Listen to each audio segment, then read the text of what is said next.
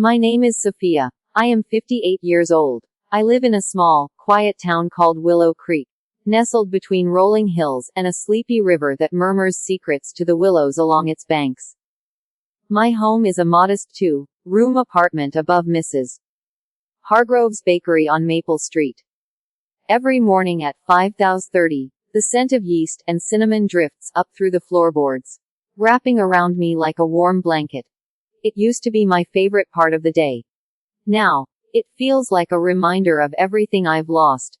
Not the apartment, not the town, but the life I poured into someone else, only to be left with crumbs. I was never the marrying kind. Never had children. My parents died when I was 28. It was a Tuesday in February, the roads slick with black ice. One phone call from the state trooper shattered my world. Mom. There's been an accident. Mom and Dad were gone. Just like that. I remember standing in the hospital corridor, clutching Emma's hand. She was 19, a freshman at the community college, her eyes wide with shock. I was all she had left. And she was all I had. I became everything to her. Father. Breadwinner. Dream builder. For 29 years, I carried her on my back. Through every storm, every failure, every triumph. I worked double shifts at the textile factory on the edge of town, my fingers raw from the looms, my back aching from 16-hour days. I gave up vacations, new clothes, nights out with friends. I sold Mom's gold bangles, the ones she wore at her wedding, to pay for Emma's fairytale wedding. I co-signed loans for her husband Tariq's string of failed businesses, a food truck, a boutique, a car wash that folded in 6 months. I paid for her children's braces, their summer camps, their college applications, their first cars. In 15 years, I gave her $250, oh hard. Not a gift. A sacrifice. I kept every receipt, every bank transfer, every tear-stained note she slipped into my hand. Baji, you're my angel. I'll pay you back one day. I promise. She never did. I told myself it was love. Blood doesn't count the cost. But blood can bleed you dry. I lived frugally. My apartment was sparse. A sagging couch, a formica table, a single bed with a quilt I'd sewn from scraps. My wardrobe was functional. 3 pairs of slacks, 5 blouses, 1 good coat for winters. I ate beans and rice most nights, telling myself it was temporary. Emma's family needed more. Her daughter Aisha needed braces. Her son Zain needed a laptop for school. Tariq needed capital for his next big idea. I was the emergency fund, the safety net, the silent partner in their lives. I told myself it was my duty. I was the elder sister. The provider.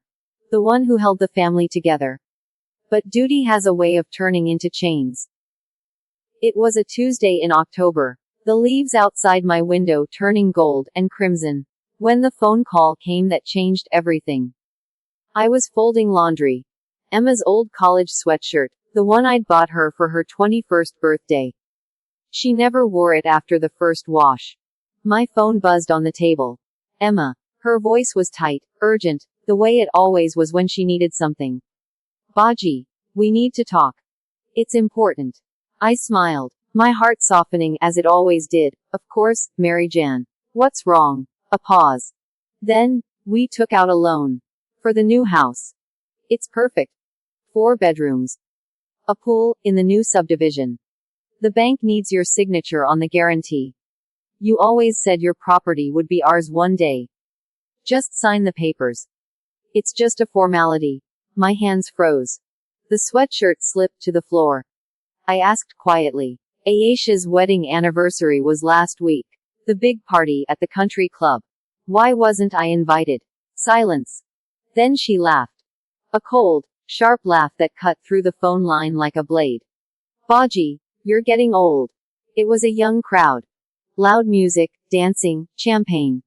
You wouldn't have enjoyed it. We only invited special people. Special people. The words landed like a bucket of ice water. I, who had slept on the floor during their visits so Aisha and Zain could have my bed.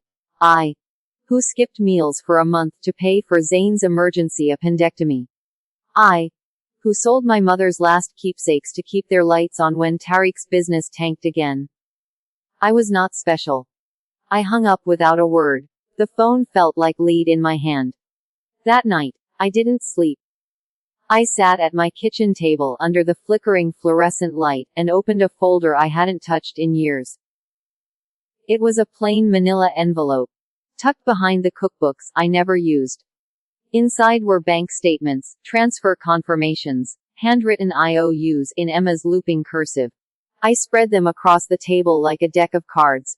2,000 there. A 10,000 for the down payment on their first house. 800 for Aisha's prom dress. 200 for Tariq's business retreat in Vegas. I added it up, my hands trembling. 250,000, in black and white. My life's work. My youth. My dreams. I cried. Not from sadness, but from a rage so deep it scared me. I cried for the vacations I never took, the friends I lost touch with, the novels I never wrote, because I was too tired from working overtime.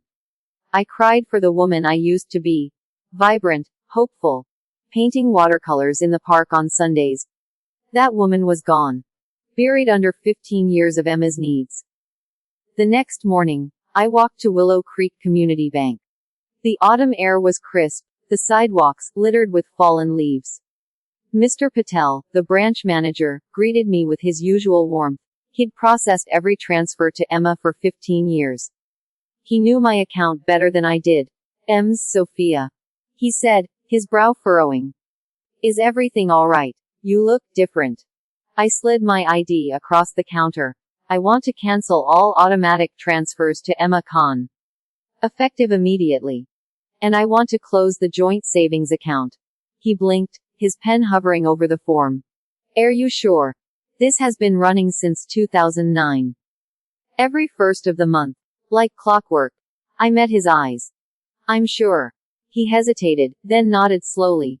You've been very generous, Sophia. I hope nothing's wrong. I smiled for the first time in days. A real smile, small but fierce. Everything is finally right. I walked out lighter, as if I'd shed 100 pounds. 2 days later, Emma showed up at my door.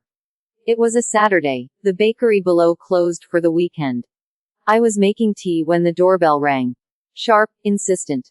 I opened it to find Emma, Tariq, and a man I didn't recognize.